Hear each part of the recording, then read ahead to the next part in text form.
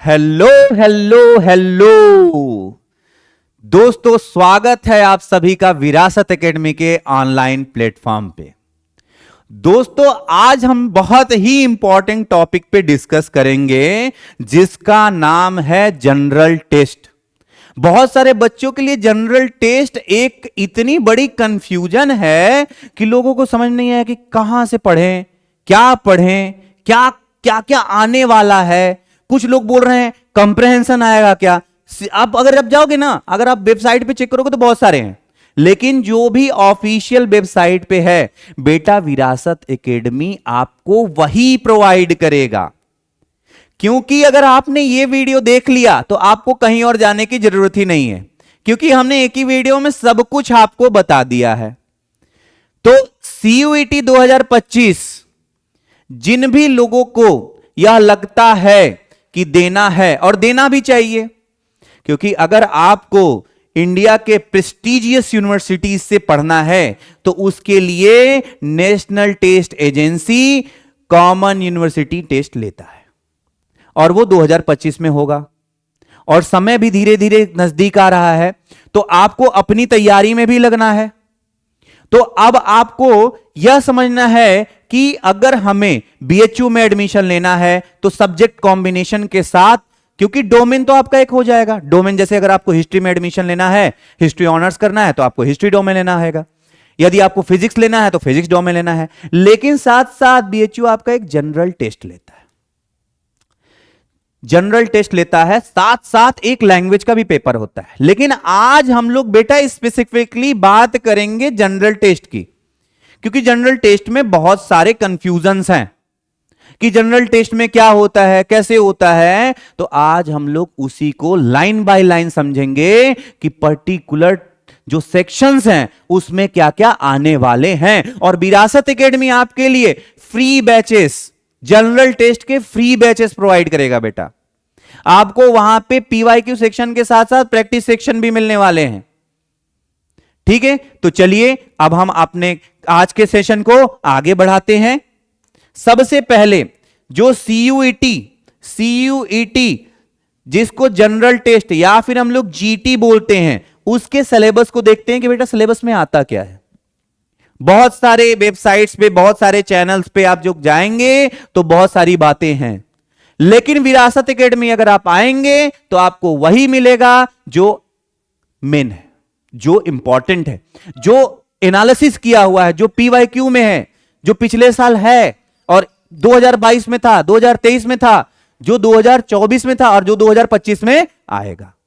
तो चलिए सबसे पहले देखते हैं क्या क्या आने वाला है। सबसे पहले एग्जाम के पैटर्न को देख लेते हैं बेटा। एग्जाम के पैटर्न को देख लेते हैं। तो एग्जाम का पैटर्न क्या है बेटा, अगर सबसे बेस्ट कॉम्बिनेशन क्या होता है, जनरल पेस्ट को छोड़ दीजिए, सबसे बेस्ट कॉम्बिनेशन क्या होता है, तो पहला लैंग्वेज, हम लोग हिंदी में भाषा कह सकते हैं। दूसरा आपका डोमेन, डोमेन का मतलब अगर आप हिस्ट्री ले रहे हो तो क्लास 12 की हिस्ट्री, अगर आप एंथ्रोपोलॉजी ले रहे हो तो एंथ्रोपोलॉजी, यदि आप फिजिक्स ले रहे हो तो फिजिक्स, मैथ ले रहे हो तो मैथ। तो इसी को हम लोग क्या कहते हैं, डोमेन। और लास्ट में है बेटा जनरल टेस्ट, लास्ट में है बेटा जनरल टेस्ट। और आज हम लोग स्पेसिफिकली हम लोग डोमेन की बात कभी और करेंगे, लैंग्वेज की बात कभी और करेंगे, लेकिन आज हम लोग बात करेंगे बेटा जनरल टेस्ट की। और इस वीडियो में जनरल टेस्ट में जितने भी क्वेश्चन आने वाले हैं, जो जो क्वेश्चन जहां से आने वाले हैं, हम उनको देखेंगे कि कौन सा टॉपिक आने वाला है 2025 में, कहां से आने वाला है, हम उसको एनालिसिस कर लेंगे। और उसके बाद एक वीडियो देखा, उसके बाद हम लोग क्या करेंगे, पीवाईक्यू सेक्शन करेंगे। हम आपको पीवाईक्यू सेक्शन प्रोवाइड करेंगे, आप सॉल्व करेंगे। चलिए, तो बोल रहा है कि जो एग्जाम है consist of 60 multiple choice question, मतलब कि जो जनरल टेस्ट होता है बेटा उसमें 60 एमसीक्यूज आते हैं। कितने एमसीक्यूज आते हैं, 60 एमसीक्यूज आते हैं।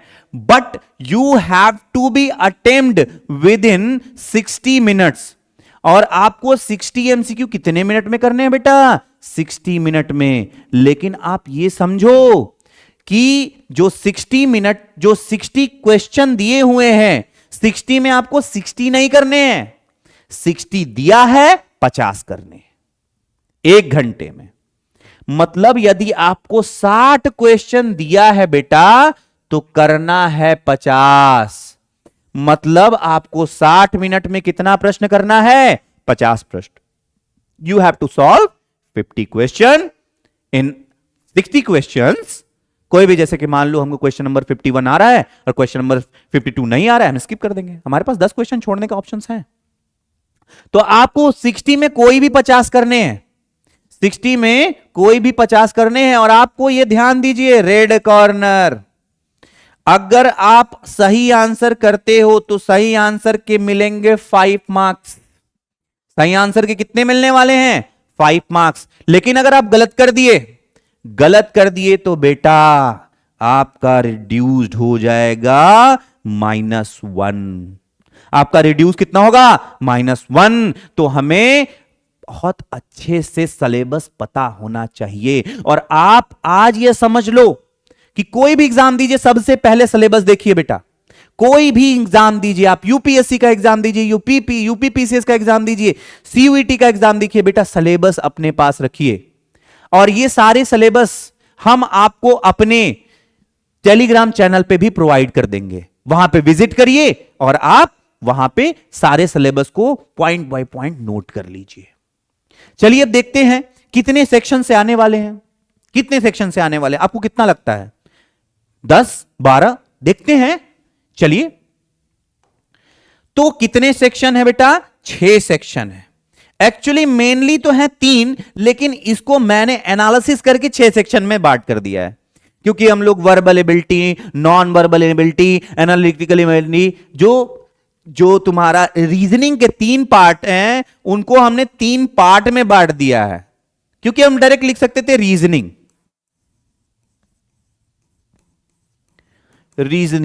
लेकिन बेटा वर्बल, फिर नॉन वर्बल, फिर बेटा एनालिटिकल।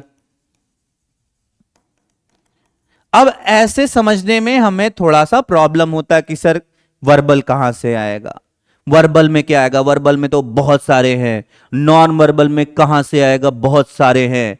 एनालिटिकल में कहां से आएगा? बहुत सारे। लेकिन बेटा आपको परेशान होने की जरूरत ही नहीं है, हम हैं ना आपके लिए। आप यहां पे देखिए, सबसे पहले क्वांट का मतलब मैथमेटिक्स, क्वांट का मतलब मैथमेटिक्स। तो सबसे पहले बेटा हम यह समझेंगे कि न्यूमेरिकल एबिलिटी, जिसको हम लोग बात करते हैं क्वांट, ठीक है। उससे सबसे पहले बेटा general knowledge vast subject, general knowledge vast subject, history, geography, polity, उसके साथ साथ साइंस जितने भी हैं, ये सोशल साइंस के जितने, इकोनॉमिक्स, सर्वे, स्पेशल, नॉन स्पेशल, क्या क्या है, सब कुछ आने वाला है आपका जनरल नॉलेज में। लेकिन स्पेसिफिकली कहां कहां से पढ़ना है, क्या क्या पढ़ना है, उसमें पूरे थोड़ी ना पढ़ रहे। आपको हिस्ट्री पढ़ना शुरू हो गया, हिस्ट्री में कुछ ही कॉन्सेप्ट हैं, जैसे मॉडर्न हिस्ट्री पढ़ना है, मेडुअल और एंशिएंट हिस्ट्री नहीं आता है, क्योंकि आप 4-5 प्रश्न पूछते हैं इसमें से। जनरल नॉलेज में से बेटा 4-5 प्रश्न, तो हिस्ट्री में से कितने आएंगे? एक ही आएगा ना। आप ये समझो, क्वेश्चन को लगाने से पहले, किसी भी सिलेबस को लगाने से पहले बेटा एनालिसिस कर लो। क्यों इतना अपने आप को परेशान करना? अगर आपको यह पता चल गया कि हमें जनरल नॉलेज से 5 क्वेश्चन आने वाले हैं, तो हिस्ट्री से 1 आएगा, क्योंकि 5 सेक्शन है। क्योंकि पूरे के पूरे 5 सवाल हिस्ट्री से नहीं देंगे, जियोग्राफी भी है, और जियोग्राफी में भी 2 है, Indian geography, world geography, polity है, इकोनॉमी है, वर्ल्ड इकोनॉमी, इंडियन इकोनॉमी। तो आप बेटा इस चीज को समझ लो। तो क्वेश्चन नेशनल मूवमेंट से आ रहा है हिस्ट्री में, क्वेश्चन मॉडर्न हिस्ट्री से आ रहा है, तो उसके कुछ स्पेसिफिक भाग को देखेंगे। और विरासत एकेडमी पे रिसर्च स्कॉलर ये सारे सब्जेक्ट्स को पढ़ा रहे हैं। ऑलरेडी इन सभी की क्लासेस चल चुकी हैं हमारे चैनल के साथ साथ, हमारे एप्लीकेशन पे भी ये सारी चीजें हो चुकी हैं। आप जाइए, आप हमारे चैनल पे जाइए, आप हमारे ऐप पे जाइए, विजिट करिए, परचेज कीजिए, जहां पे बहुत ही कम आपसे मुद्राएं ली गई हैं, बहुत ही नाम मात्र का। बेटा आप समझिए कि इतने कम में आपको बहुत कुछ मिल जाएगा। और आप क्वालिफाई भी कर जाओगे। तो चलिए टॉपिक पे आते हैं, जनरल नॉलेज, फिर करंट अफेयर्स। करंट अफेयर्स में क्या, कहां से आएगा सर, कितने कितने महीने का पढ़े, बताएंगे बताएंगे, सब्र करिए। अगला है general mental ability. General mental ability का मतलब क्या है? जनरल मेंटल एबिलिटी का मतलब क्या होता है बेटा, कि कहां से क्या आ रहा है। जनरल मेंटल एबिलिटी में छोटे छोटे क्वेश्चन होते हैं, नंबर सिस्टम से पूछ लेता है, कभी कभी, कभी कभी रीजनिंग से पूछ सकता है, कभी कभी आपसे डायरेक्शन का सवाल पूछ देता है। तो ये जनरल मेंटल एबिलिटी को हम लोग वर्बल भी कह सकते हैं। उसके बाद क्या है, क्वांटिटेटिव रीजनिंग। रीजनिंग वही चीज, डायरेक्शन क्या है, पर्टिकुलर डायरेक्शन क्या है, नंबर सिस्टम क्या है, नंबर सीरीज क्या है, कहां से दो बच्चे बैठे हैं, गोलाई में बैठे हैं, पेड़ का पौधा लगा हुआ है, बहुत सारे सवाल है, बहुत सारे। लेकिन स्पेसिफिकली कहां से आ रहा है, क्या आ रहा है, वो हमें देखने की जरूरत है। चलिए स्पेसिफिकली क्या आ रहा है, कहां से आ रहा है, वो हमें देखने की जरूरत है। अब यहां पे है लॉजिकल एंड एनालिटिकल रीजनिंग। देखिए यही बात हमसे बोल रहे थे कि ये हो गया वर्बल इंग्लिश, ये हो गया नॉन वर्बल इंग्लिश, ये हो गया वर्बल एबिलिटी, जिसको हम लोग वर्बल रीजनिंग बोल रहे हैं। इसको बोल देंगे बेटा क्वांटिटेटिव रीजनिंग, और लास्ट में बोल देंगे लॉजिकल एंड एनालिटिकल रीजनिंग। तो टोटल तो पार्ट है बेटा 3, लेकिन हमने आपके सुविधा के लिए इसे हर एक सेक्शन में बांट दिया है कि general knowledge and current affairs को हम लोग एक पार्ट ले लिए, क्वांटिटेटिव एप्टीट्यूड्स को हम लोग एक पार्ट ले लेते हैं, और न्यूमेरिकल एबिलिटी या फिर हम लोग क्वांट्स को एक पार्ट ले लेते हैं। 3 पार्ट में खत्म हो गया। लेकिन उसके अंदर भी कितने पार्ट्स हैं हम आपको डिवाइड करके दिखा दिए। अब चलिए इसके अंदर देखते हैं क्या क्या आता है। तो सबसे पहले अगर हम ओपन करते हैं तो जनरल नॉलेज की बात करते हैं कि जनरल नॉलेज में कहां से क्वेश्चन पूछेगा, क्या क्या क्वेश्चन पूछेगा। डरने की बात नहीं है बेटा। सबसे पहले क्वेश्चन देखिए अवार्ड्स एंड ऑनर्स कि 2000, अगर आपको 2025 का पेपर देखना है तो 2025 से 6 महीने पहले का, 2025 से 6 महीने पहले के कंपेडियम्स आते हैं, न्यूज़पेपर्स आते हैं, दृष्टि आती है, बहुत सारी चीजें हैं, हम भी आपको प्रोवाइड कर देंगे 6 महीने के। आप अवार्ड, जैसे कि मैं आपसे क्वेश्चन पूछूं कि 2023 में बुकर अवार्ड किसको मिला है, और किस राइटर को मिला है, और साथ साथ किस बुक को मिला है, तो आपको यह पता होना चाहिए।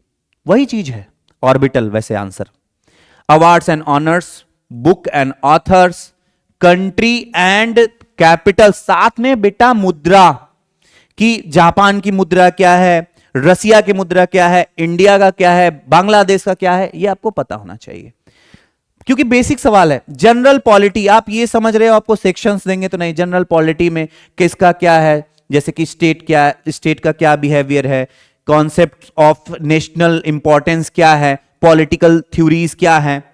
इंडियन हिस्ट्री, देखिए ध्यान से जो आप बात कर रहे हैं, इंडियन हिस्ट्री जो पढ़ रहे हैं, तो ये इंडियन हिस्ट्री मॉडर्न हिस्ट्री की बात कर रहा है। ये नहीं कर रहा है कि एंशिएंट हिस्ट्री दजला फरात पढ़ो, नहीं नहीं नहीं, ये बात कर रहा है मॉडर्न हिस्ट्री की।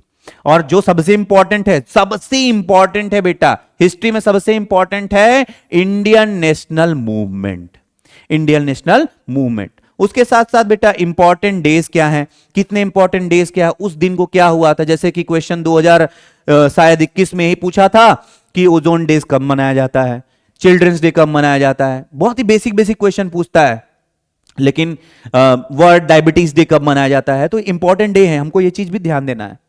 Science and technology, science and tech में क्वेश्चन बहुत ही नॉमिनल पूछता है कि फिजिक्स के क्वेश्चन पूछ देगा, बायोलॉजी के क्वेश्चन अच्छा स्पेसिफिकली ज्यादा पूछते हैं, लेकिन अब धीरे धीरे स्कोर बढ़ रहा है फिजिक्स की तरफ, क्योंकि मॉडर्न को करंट से जोड़ देगा, पूछ लेगा। तो साइंस और टेक में क्या पूछेगा कि नोबेल प्राइज किसको मिला है, फिजिक्स का नोबेल प्राइज किसको मिला है, केमिस्ट्री का नोबेल प्राइज किसको मिला है, बायोलॉजी का नोबेल प्राइज किसको मिला है। तो ये साइंस एंड टेक के क्वेश्चन यहां से आएंगे। Science inventions and the discoveries, sports etcetera, मतलब साइंस में क्या क्या इन्वेंशन हुए हैं, इंडिया ने अभी क्या भेजा है, क्या क्या हुआ है, नासा का कब हुआ था स्थापना, इसरो का कब स्थापना हुआ था, जब जेपीएल जिसको जेट प्रोफेशनल लाइब्रेरी बोलते लेबोरेटरी बोलते हैं वो कब बना था, इंडिया अभी स्पेस में कब से काम कर रहा है, क्या काम कर रहा है। तो साइंस एंड इनोवेशंस में वो डिस्कवरीज बेटा कि साइंस में क्या क्या डिस्कवरी हो गई है, और स्पोर्ट्स कि 2024 में सबसे अधिक रन बनाने वाला क्रिकेटर कौन है। अब उसमें भी हो जाएगा बेटा टेस्ट क्रिकेट में कौन सा है, 2020 में कौन है, 2023 का 2020 वर्ल्ड कप किसने जीता, किसके अगेंस्ट जीता, कितने रन से जीता, ये सारी चीजें हैं। तो सोचिए कितने माइनर लेवल पे जाके क्वेश्चन पूछ रहा है, आपको ये चीज समझना होगा। तो पहला पॉइंट था जनरल नॉलेज। दूसरा point current affairs. Current affairs में मैंने 2 लाइन लिखा, national and international current affairs खत्म, national and international current affairs खत्म। अब ऐसा नहीं है कि नेशनल इंटरनेशनल में सारे पढ़ने हैं, नहीं, आपको इकोनॉमिक्स पढ़ने हैं, इकोनॉमिक सर्वे जितने आए हुए हैं वो पढ़ने हैं, आपको इंटरनेशनल रिलेशंस पढ़ने हैं कि भारत का रसिया के साथ क्या रिलेशन है, यूक्रेन और रसिया में जो युद्ध चल रहा है उसका इंपैक्ट क्या है। अब इस पे थोड़ी ना आपको लिखना है, नहीं, 1 लाइन के कंपेडियम्स आते हैं, आप वहां पे जाओगे वहां पे मिल जाएगा। इंटरनेशनल रिलेशन क्या है वो भी आते हैं, वो भी पढ़िए।